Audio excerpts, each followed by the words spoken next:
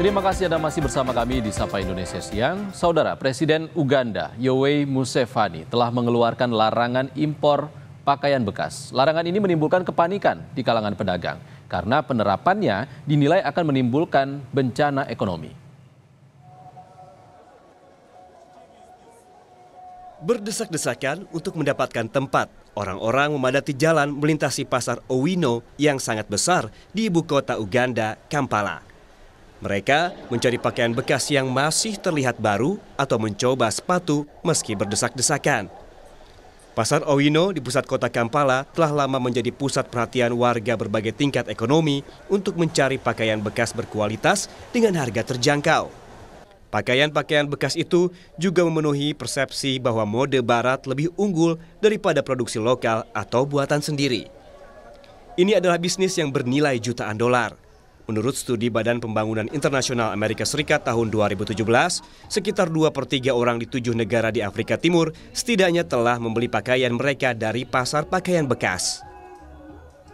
These clothes come from outside, from foreign countries. Now we have these rich men who bring them from outside countries.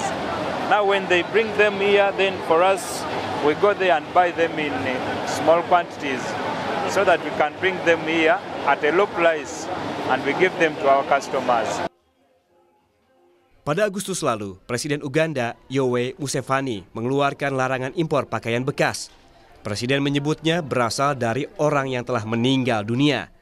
Namun, otoritas perdagangan belum melaksanakan perintah itu karena perlu didukung dasar hukum.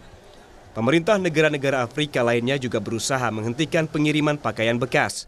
Menurut mereka, bisnis pakaian bekas merupakan dumping dan melemahkan pertumbuhan industri tekstil lokal.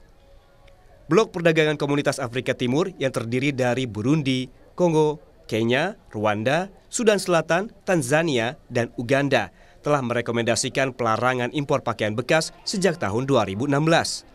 Namun, belum semua negara-negara anggota yang menerapkannya. Di Uganda, pelarangan penjualan pakaian bekas telah menimbulkan kepanikan di kalangan pedagang. Pelarangan berarti bencana ekonomi. Warga menjajakan pakaian bekas di sejumlah pasar terbuka di Uganda, di kios pinggir jalan, dan bahkan di toko-toko di mal, di mana pakaian bekas diduga dipasarkan sebagai pakaian baru.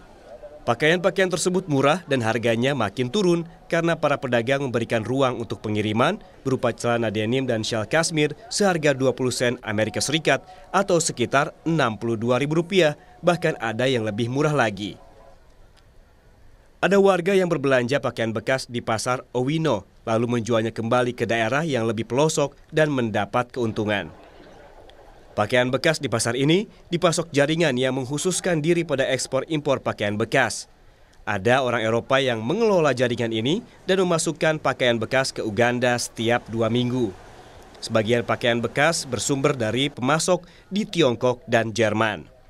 Asosiasi Pedagang di Kampala, Kacita, menentang larangan terhadap pakaian bekas. Mereka merekomendasikan embargo bertahap yang memungkinkan produsen pakaian lokal membangun kapasitas untuk memenuhi permintaan.